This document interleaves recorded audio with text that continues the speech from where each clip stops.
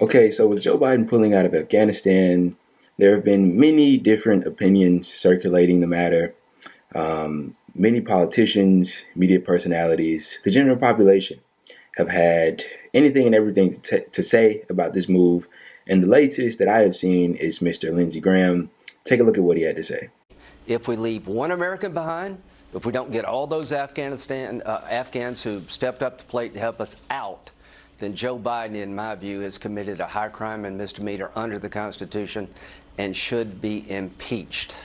Let's get into this, okay? So firstly, what I would like to do is just provide to you some facts. Let's talk facts here, because they love to talk facts, these people. So let's talk facts. So Lindsey Graham, not too long ago, actually, I'd say around 2015, 2016, or probably prior to 2016, he was actually a critic of Donald Trump somewhat. The standard Republicans, they didn't like Donald Trump when he was running. But of course, when he won the nomination, eventually won the presidency, they all fell in line like a bunch of spineless dogs that they are, right? And Lindsey Graham was one of them. He's no different. And so he became essentially a Trump sycophant, right?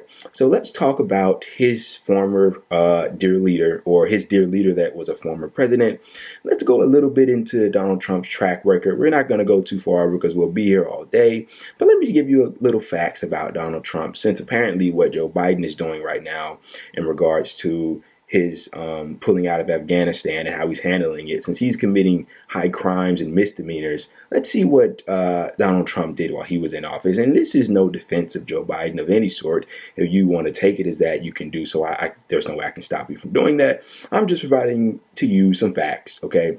So Donald Trump's first military action as president of the United States resulted in the death of an 8-year-old American girl that goes by the name of Anwar al-Awlaki. Maybe you heard about that story, maybe you haven't. If you haven't, I strongly implore you to go and do some research about it. And she was not the only innocent civilian that was killed, just in my opinion, maybe the most notable one. There were other civilians that were killed during that exploration as well. Donald Trump, during his tenure as president, uninsured Americans rose by 2.3 million from 2016 to 2019, according to the U.S. Census Bureau. And that number, 2.3 million, includes 726,000 children. Getting rid of people's health care, in my opinion, is a crime, or at least it should be.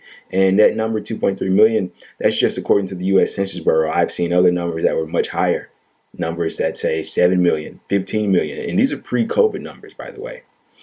Donald Trump, pivoting back to foreign policy, he vetoed a bill to end the U.S. involvement in the Saudi genocide of Yemen. So Saudi Arabia, they are committing a genocide in Yemen. Bernie Sanders, along with a Republican colleague, so the bill was bipartisan. It went through Congress to end the U.S. support and involvement in that Saudi Arabia-led genocide in Yemen. Donald Trump vetoed that. He didn't have anything to say then. Lindsey Graham, he didn't come out and speak out against that. He didn't come out and speak out against that 8-year-old American girl that was killed. Let me continue. Donald Trump pardoned multiple war criminals. Even on his way out of the door, he was pardoning war criminals. Not a peep from Lindsey Graham.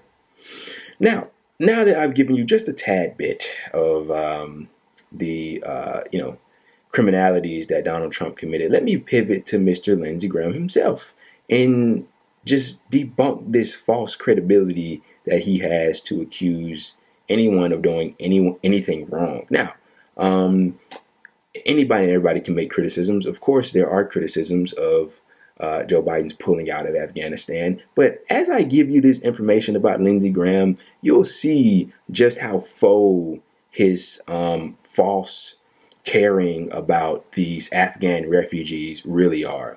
So let me get into this. He said that he was glad that the NSA was collecting phone records. So he's pro-surveillance from the government.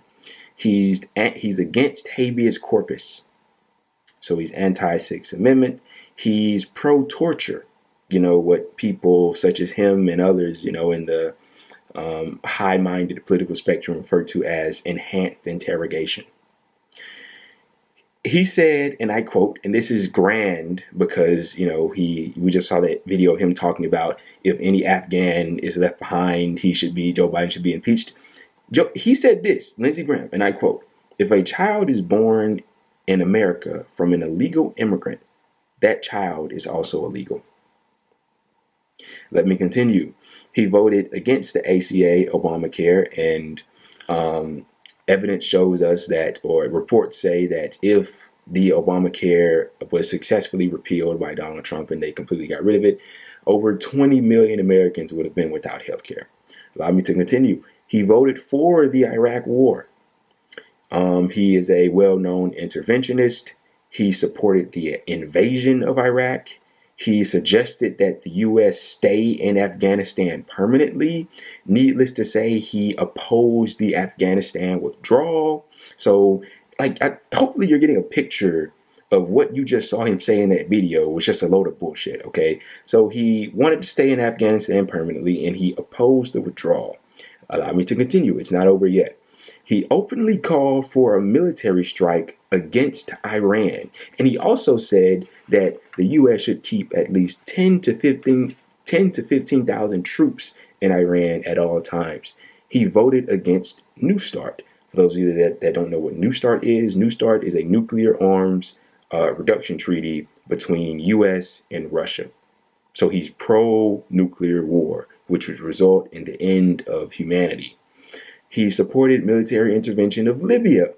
He's pro-Israel. And one thing we know about being pro-Israel in regards to our politicians, now there's nothing wrong with being pro-Israel, but in regard to the politicians, being pro-Israel is just another way of saying anti-Palestinian.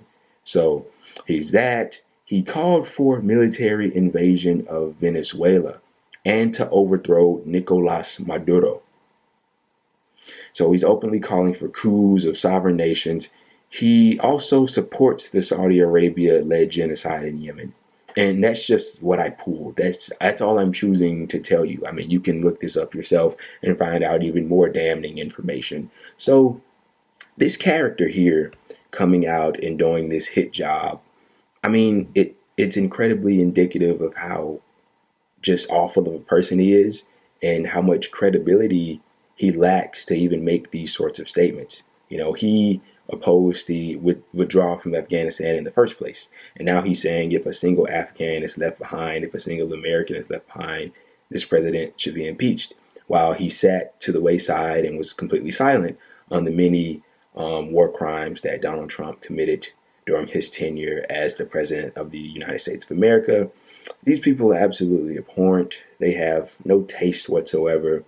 They poison the political system, and they simply make us look bad as a country.